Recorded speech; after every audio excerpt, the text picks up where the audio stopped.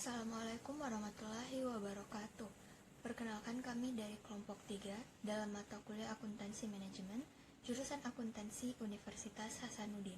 Dosen pengampu Bapak Dr. Ali Mudin, SEMMAK.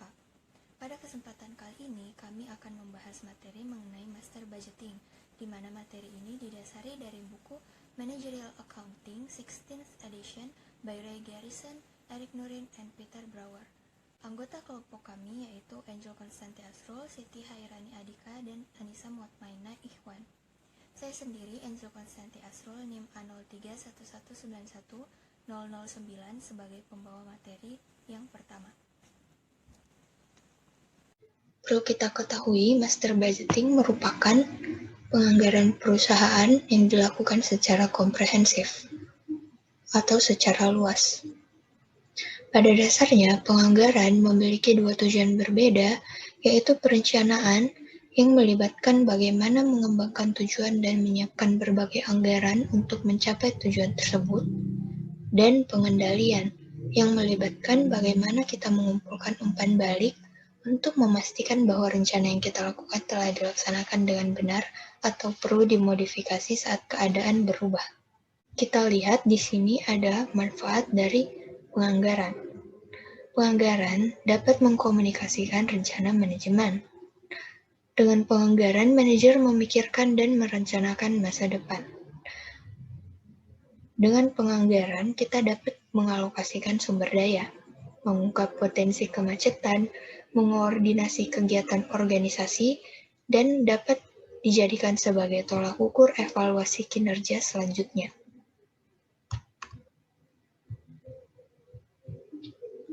Kemudian selanjutnya adalah responsibility accounting. Konsep dasarnya adalah bagaimana seorang manajer harus bertanggung jawab atas item-item yang dapat dikendalikan. Contohnya revenue dan biaya. Kedua tanggung jawab manajer atas penyimpangan berikutnya di antara tujuan yang dianggarkan dan hasil yang aktual. Choosing a budget period.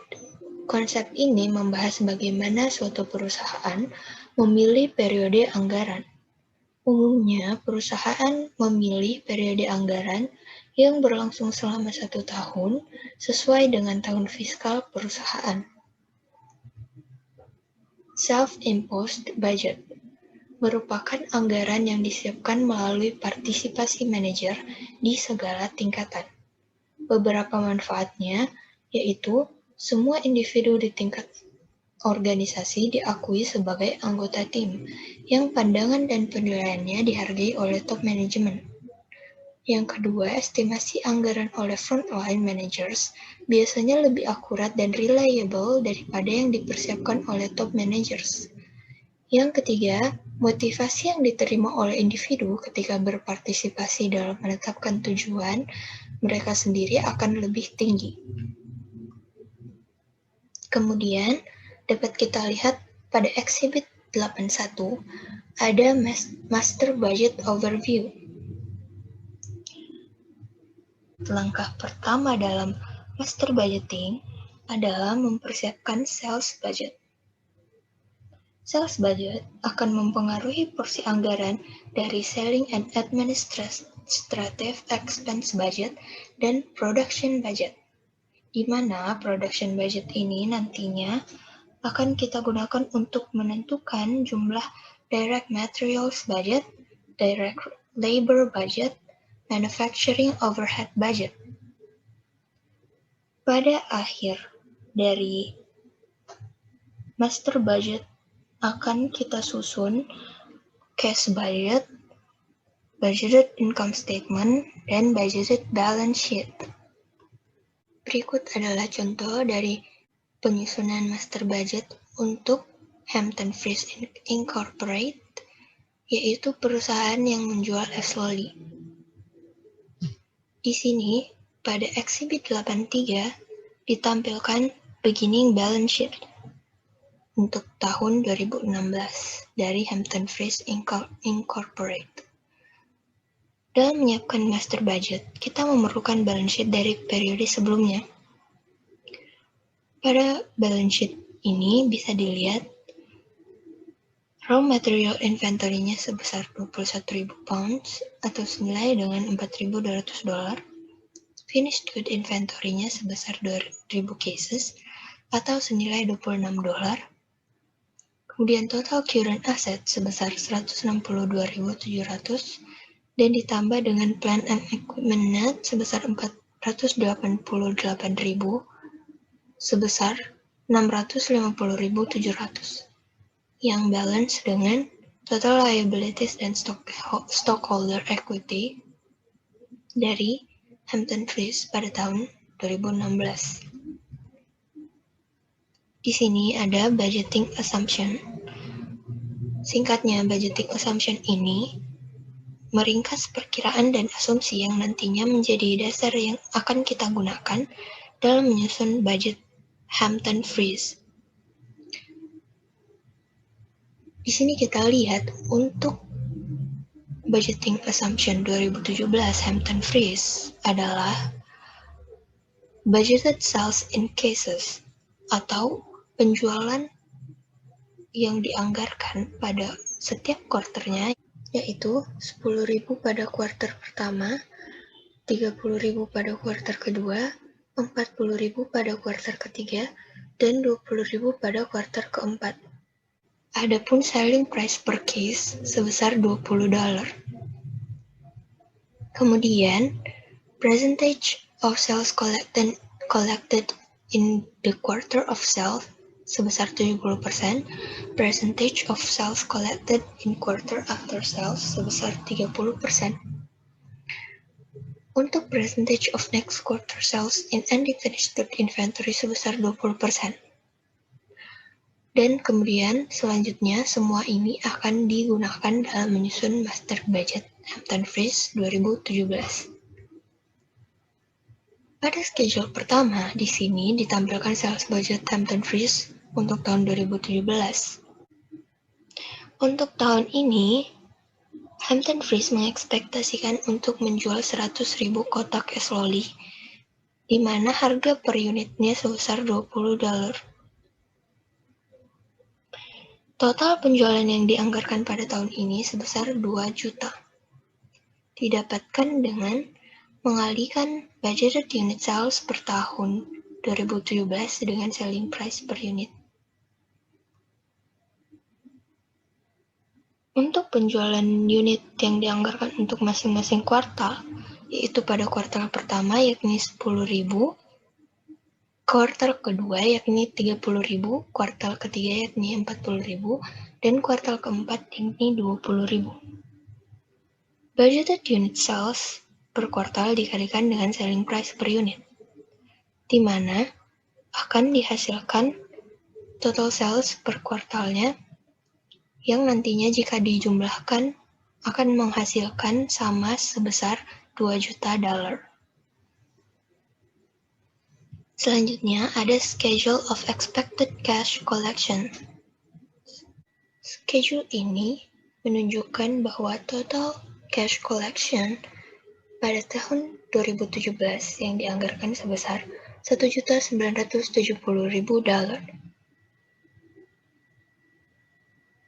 Accounts receivable sebesar $90.000 diambil dari balance sheet tahun 2016. Untuk kuartal pertama, penjualannya sebesar 140.000, didapat dari 200.000 total sales kuartal pertama dikali 70%, dan 30% dari total sales kuartal pertama akan dimasukkan pada kuartal kedua. Pada kuartal pertama, Hampton Freeze mengekspektasikan untuk mendapatkan 70% dari 200.000, yaitu sebesar 140.000,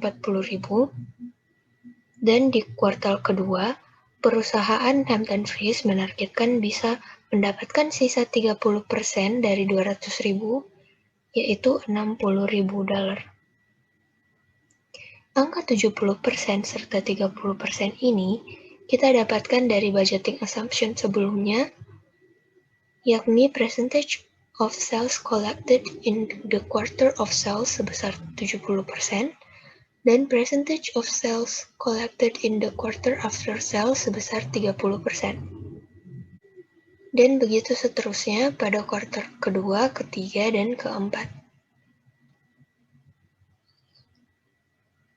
Di kuartal keempat, ada penjualan yang tidak tertagih, yaitu 30% dari 400.000 sebesar 120.000 yang nantinya akan dimunculkan sebagai piutang pada budgeted balance sheet akhir tahun perusahaan. Kemudian, semua sales yang dihasilkan dijumlahkan dengan beginning accounts receivable sehingga kita akan mendapatkan total cash collections pada tahun 2017 Hampton Freeze sebesar 1.970.000. Kemudian, di sini pada schedule 2 ada production budget. Production budget digunakan untuk menghitung kebutuhan produksi. Berikut adalah rumus yang kita gunakan. Pada 2017, total budgeted unit sales-nya sebesar 100.000 dapat kita lihat di schedule pertama. Desired units of ending finished good inventory sebesar 3.000 itu merupakan asumsi dari Hampton Freeze. Budgeted unit sales ditambah dengan desired units of ending finished good inventory akan menghasilkan total needs pada tahun 2017 sebesar 103.000. Kemudian dikurangkan dengan units of beginning finished good inventory sebesar 2.000 yang kita dapatkan dari balance sheet tahun 2016.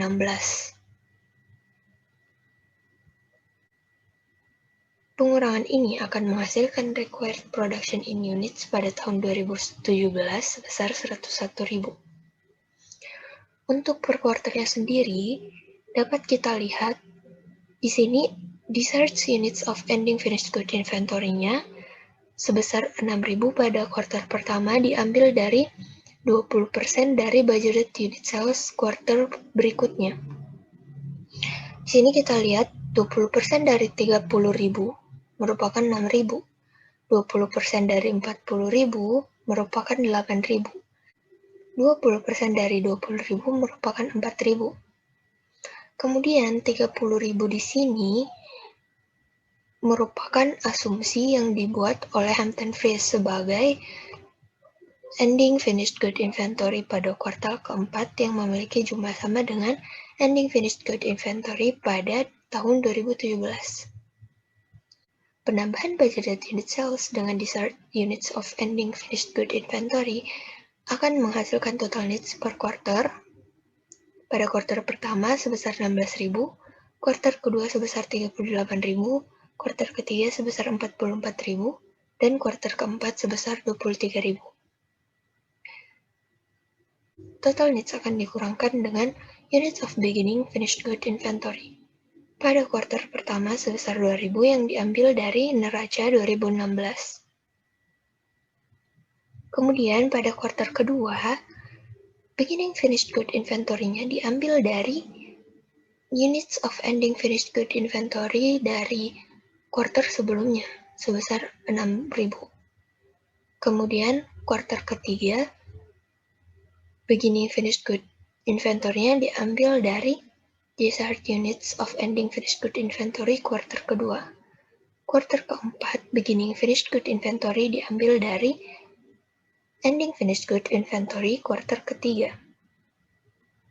Kemudian, pengurangan total needs dengan units of beginning finished good inventory akan menghasilkan required production in units per quarter.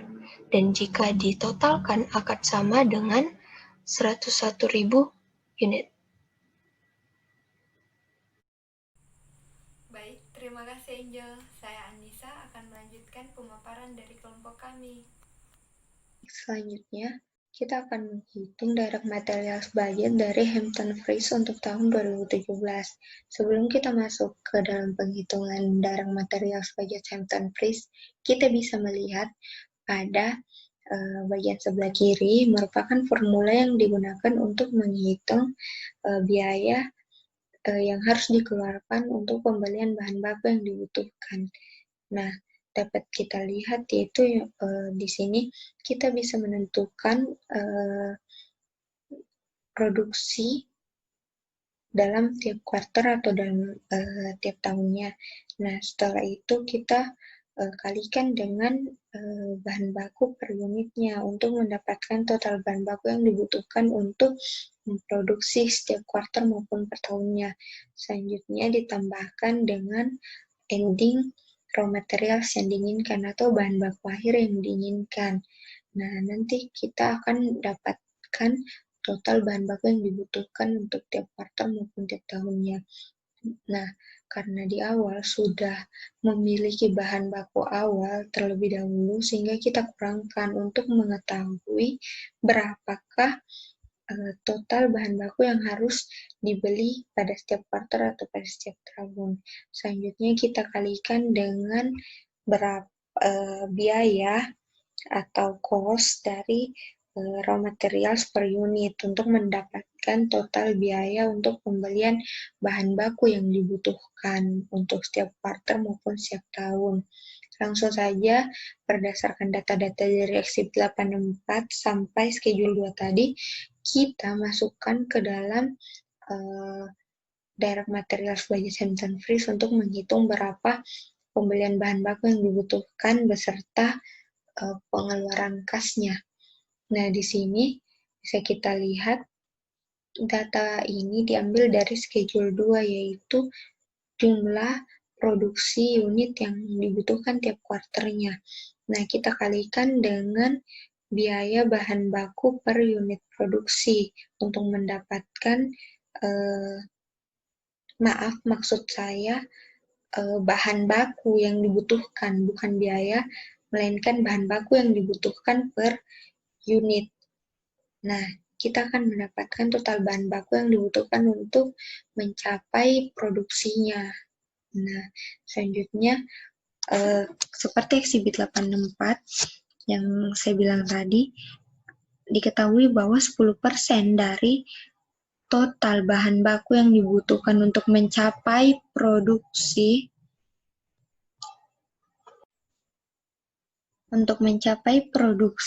sebesar 10% dari total tersebut merupakan bahan baku akhir yang diinginkan dari kuartal sebelumnya, seperti kolom ini.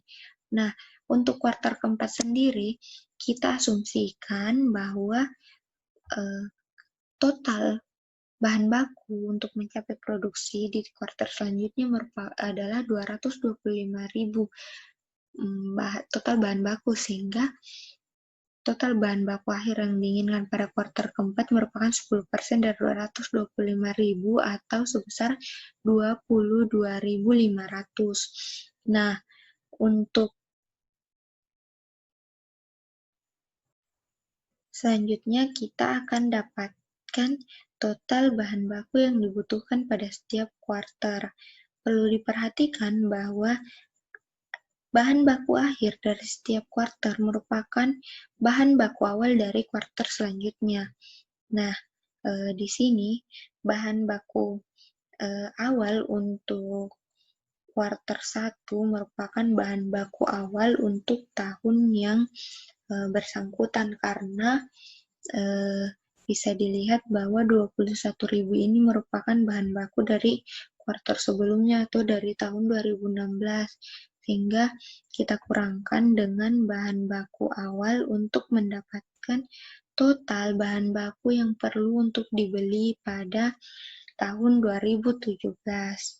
Nah, selanjutnya kita langsung kalikan saja dengan biaya per poundnya atau biaya per bahan bakunya. Nah, kita akan dapatkan biaya untuk membeli bahan bakunya yaitu pada baris 17. Selanjutnya pada baris 20 merupakan pengeluaran kas untuk pembelian bahan baku dari Hampton Freeze untuk tiap kuarternya. Nah, pada Exhibit 83 terdapat utang Hampton Freeze sebesar 25.800 yang dilunasi pada kuartal pertama. Pada kuartal pertama kita juga membayar pembelian sebesar 50% untuk kuartal pertama, karena pada eksibit 84 dikatakan bahwa 50% dari pembelian dilunasi pada kuartal yang bersangkutan, dan 50% lagi dilunasi pada kuartal selanjutnya. Berlaku pula untuk kuartal 1, 2, 3, dan 4. Selanjutnya kita dapatkan dari kuartal kedua, kuartal ketiga, kuartal keempat, dan total pengeluaran kas untuk pembelian bahan baku dapat kita lihat pada baris ke-27 berikut.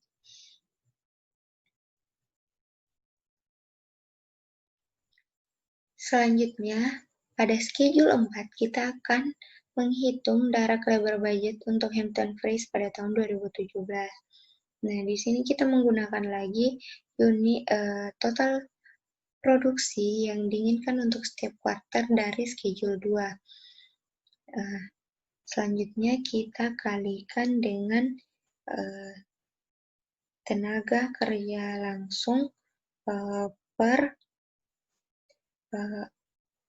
maksud saya kita kalikan dengan jam kerja langsung untuk setiap unit produksinya sebesar 0,4 jam untuk satu unit. Sehingga kita dapatkan total jam kerja langsung yang dibutuhkan untuk setiap kuartal pada baris 9. Selanjutnya kita kalikan dengan biayanya untuk mencari berapa biaya yang dibutuhkan untuk direct labor cost-nya. Nah, kita kalikan dengan $15 sesuai dengan eksibit 84 bahwa biaya yang dibutuhkan untuk direct labor untuk setiap jamnya adalah sebesar $15. Selanjutnya kita akan mendapatkan total biaya untuk tenaga kerja langsung pada masing-masing kuartal. Nah, selanjutnya kita menghitung manufacturing overhead budget untuk tahun 2017 dari perusahaan Hampton Freeze. Anggaran overhead manufaktur ini mencantumkan biaya produksi selain bahan baku langsung dan tenaga kerja langsung, karena seperti yang kita ketahui, selain bahan baku langsung dan tenaga kerja langsung untuk memproduksi suatu produk, kita juga membutuhkan yang namanya overhead manufaktur atau biasa kita sebut sebagai BOP. Nah, selanjutnya kita akan hitung berapa pengeluaran kas dan total manufacturing overhead berikut dengan overhead rate dari setiap jam kerja langsungnya. Nah, selanjutnya kita pertama-tama memasukkan data dari schedule 4, yaitu data jam kerja langsung dari schedule 4. Untuk mendapatkan total variabel manufacturing overhead, kita kalikan saja jam kerja langsung dengan biaya variabel untuk setiap jam kerja langsung, yaitu sebesar $4. Sehingga kita dapatkan total variabel manufacturing overhead dari perkalian antara jam kerja langsung dengan biaya variabel manufacturing overhead rate. Nah, selanjutnya tidak hanya biaya variabel, tetapi ada juga biaya fix dari manufacturing overhead itu. Sehingga kita langsung tambahkan 60.600 untuk setiap kuartal seperti yang dicantumkan dalam eksibit 84 tadi. Selanjutnya, kita lihat total manufacturing overhead-nya tertera pada setiap kuartal maupun untuk satu tahunnya. Nah, kita kurangkan dengan depresiasi untuk mencari total pengeluaran kas untuk manufacturing overhead. Nah, karena kita di sini ingin menghitung berapa biaya manufacturing overhead untuk setiap jam kerja langsung, maka langsung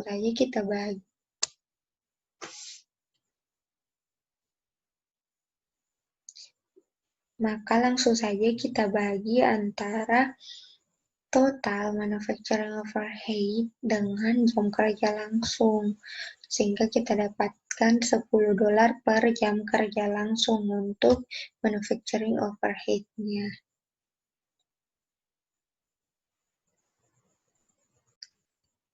Setelah mengetahui biaya manufacturing overhead, nah, kita menghitung ending finished good inventory budget untuk Hampton Freeze, karena kita selanjutnya akan menghitung berapa harga pokok penjualan pada laporan laba rugi yang dianggarkan. Yang kedua juga kita akan menilai persediaan air pada neraca yang dianggarkan, sehingga pertama-tama kita memasukkan berapa kuantiti per unit produk, baik direct materials, direct labor, maupun manufacturing overhead. Kita akan kalikan dengan cost per kuantitinya. Nah, untuk direct materials, $0,2 merupakan biaya yang harus dikeluarkan untuk 1 pounds direct materials, sehingga kita dapat total direct materials untuk 1 unit sebesar $3. Nah, untuk direct labor, karena dia membutuhkan 0,4 jam untuk menyelesaikan 1 unit, maka kita kalikan dengan biaya per jamnya, yaitu $15, sehingga kita dapatkan $6 biaya yang dikeluarkan untuk direct labor-nya. Selanjutnya, untuk manufacturing overhead, seperti yang kita hitung tadi, biaya per jam yaitu sebesar $10. Nah, jam kerja langsung yang dibutuhkan yaitu 0,4 jam, sehingga kita dapat $4 untuk setiap unit dari biaya manufacturing overhead. Sehingga jika kita jumlahkan ketiga biaya tersebut, akan kita dapat $13 per unit produk. Nah, seperti yang dikatakan tadi, kita ingin menilai persediaan akhir kita, persediaan akhir barang jadi. Nah, seperti yang pada schedule 2 diasumsikan bahwa 3.000 merupakan barang jadi akhir yang dianggarkan, sehingga kita langsung saja kalikan dengan biaya per unit produk sebesar $13, sehingga barang jadi akhir dalam nilai dolar sebesar $39.000. Selanjutnya, kita akan menghitung Selling and Administrative Expense Budget untuk Hampton Freeze pada tahun 2017. Nah, pada schedule 1 tadi, kita sudah menghitung budgeted unit sales-nya, yaitu untuk setiap quarter. Selanjutnya, kita akan kalikan dengan biaya variabel Selling and Administrative Expense per unit produk sebesar $1,8, sehingga kita dapatkan total biaya variabel Selling and Administrative Expense untuk setiap quarter dan setiap tahun untuk 1 tahunnya. Selanjutnya, tidak hanya variabel, ternyata ada juga biaya tetap dari Selling and Administrative Expense-nya Hampton Freeze itu sendiri dalam memproduksi produknya. Di sini bisa kita lihat biaya iklan untuk setiap quarter adalah $20.000, sedangkan biaya eksekutif salaries sebesar $55.000 setiap quarter. Selanjutnya, asuransinya sebesar $10.000 untuk setiap quarter, pajak properti sebesar $4.000 untuk setiap quarter, dan biaya depresiasi sebesar $10.000 untuk setiap quarter, sehingga kita dapatkan total biaya tetap dari Selling and Administrative Expense sebesar $99.000 untuk setiap quarter. Nah, untuk mendapatkan total Selling and Administrative, kita menjumlahkan total fix dan total variabel tadi, sehingga kita dapatkan total Selling and Administrative Expense.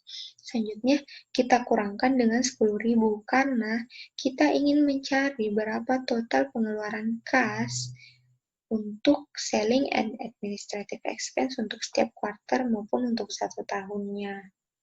Karena seperti yang kita ketahui bahwa depresiasi itu merupakan pengeluaran non-kas, jadi kita kurangkan untuk mengetahui berapa pengeluaran kasnya.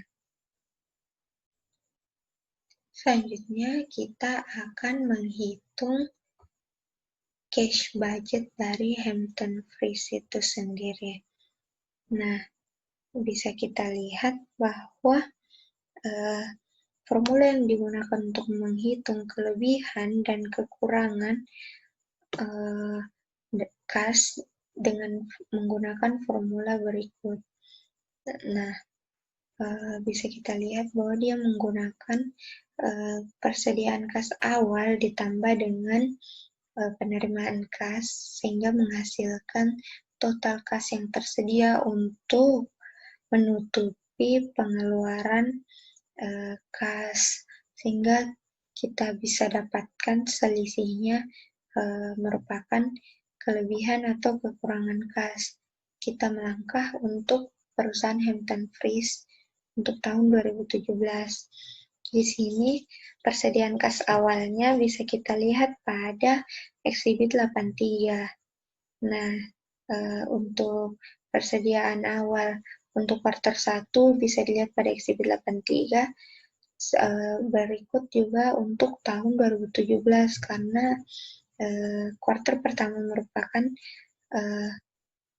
kuartal pertama dalam tahun tersebut, sehingga persediaan awal kasnya juga merupakan persediaan awal untuk tahun 2017. Nah, sedangkan untuk kuartal 2, 3, 4 juga sama merupakan persediaan kas akhir dari kuartal sebelumnya yang menjadi persediaan kas awal untuk kuartalnya. Selanjutnya kita tambahkan dengan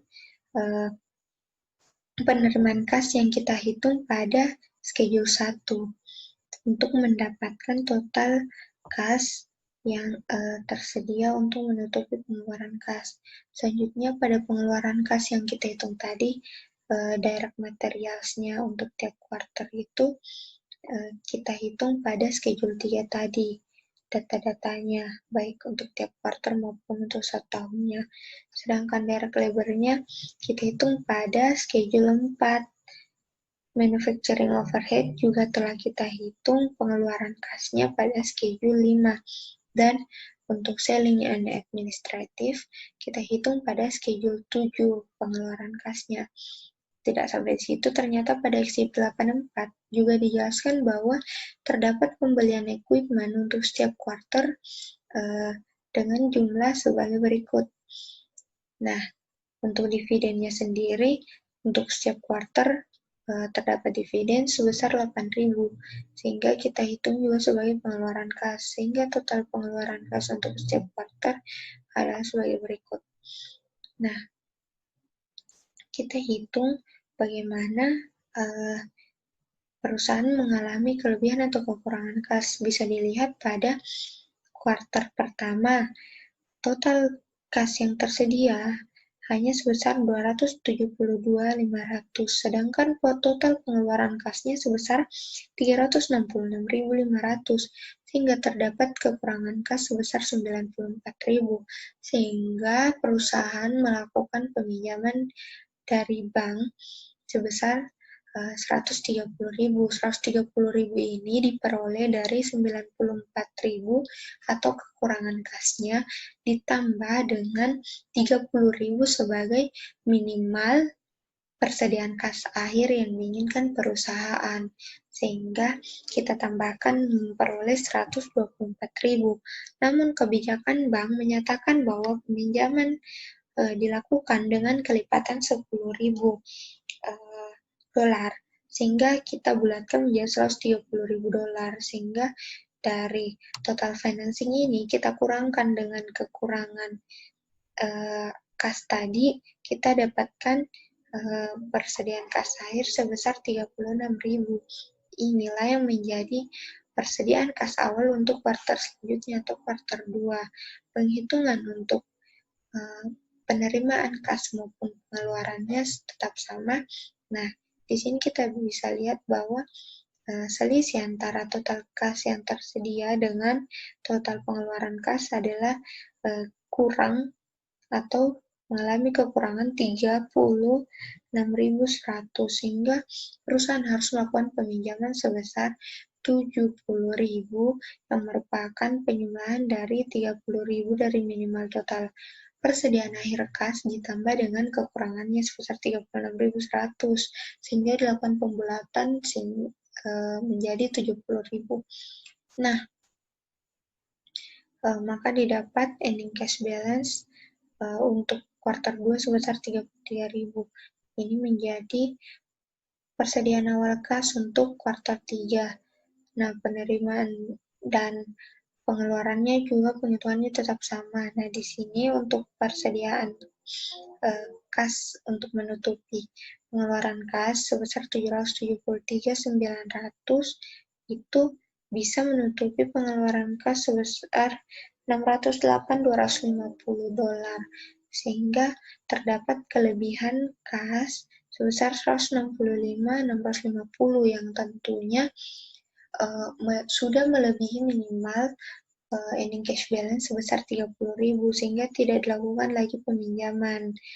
Nah, inilah yang menjadi persediaan awal kas untuk kuartal 4. Nah, penghitungannya tetap sama sehingga diperoleh total kas yang tersedia untuk menutupi pengeluaran kas sebesar 685.650. Nah, untuk pengeluaran kasnya sebesar 422.350, sehingga terdapat kelebihan kas sebesar 263.300. Nah, kita lakukan pelunasan utang dari kuartal 1 dan 2 sebesar 200.000 pada kuartal 4 atau akhir tahun. Nah, terdapat bunga 3% untuk setiap kuarternya, karena pinjaman dilakukan pada kuartal 1 sebesar 130.000, sehingga kita kalikan 3% kali 130.000 adalah sebesar 3.900, dikalikan 4 untuk 4 kuartal sebesar 15.600. Sedangkan untuk pinjaman dari kuartal 2 memiliki bunga sebesar 3% kali 70.000 sebesar 2.100 dikalikan 3 kuartal, karena pelunasannya dilakukan dalam 3 kuartal, sehingga didapatkan 6.300. Sehingga jika ditotalkan sebesar 21.900 untuk bunga pinjaman dari kuartal 1 dan kuartal 2. Sehingga kita dapatkan total financing-nya untuk kuartal 4 yang dilunasi pada kuartal 4 sebesar 221.900.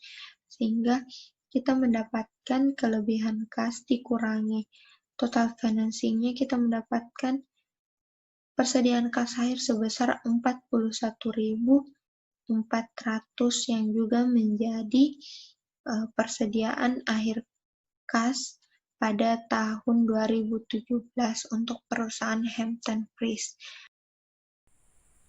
Itu dia pemaparan dari saya. Selanjutnya akan dilanjutkan oleh rekan saya. Silahkan Dika. Baik, terima kasih Anissa. Saya Dika akan melanjutkan pemaparan dari kelompok kami. Lalu selanjutnya ada jadwal 9, The Budgeted Income Statement, berisi laporan laba rugi yang dianggarkan untuk Hampton Price. Yang pertama ada sales yang dicatat dari schedule 1 sebesar $2 juta. Lalu ada cost of goods sold sebesar 1.300.000. Itu adalah perhitungan dari unit sales sebesar 100.000 dikali $13, harga unit produk cost. Lalu selanjutnya dihasilkan gross margin sebesar 700.000. Lalu selanjutnya ada selling and administrative expense yang dicatat dari schedule 7 sebesar 576.000. Namun 576.000 ini adalah selling and administrative expense secara keseluruhan sebelum dikurang dari depresiasinya, menghasilkan net operating income sebesar 124.000. Lalu ada interest expense dari schedule 8 yang sudah dibahas sebelumnya sebesar 21.900. Dari perhitungan tersebut dihasilkan net income sebesar 102.100 yang akan dimasukkan ke retained earnings di balance sheet selanjutnya. Selanjutnya ini ada the budgeted balance sheet, yaitu neraca yang dianggarkan dikembangkan dengan menggunakan data dari neraca dari awal periode anggaran dan data yang terdapat dalam berbagai jadwal. Yang pertama ada current assets, yaitu cash-nya sebesar 41.400, itu diambil dari schedule 8 yang sebelumnya dijelaskan teman saya. Lalu kedua ada account receivable sebesar 120.000, itu dari schedule 1, 400.000 dikali 30%. 400.000-nya itu dari quarter 4, hasilnya 120.000 untuk accounts receivable. Lalu ada raw materials inventory sebesar 4.500, itu dari schedule 3,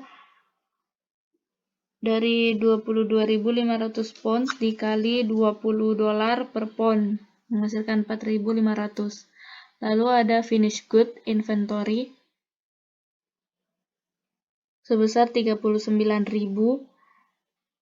itu dari schedule 6. Jadi total current assets-nya ialah 204.900.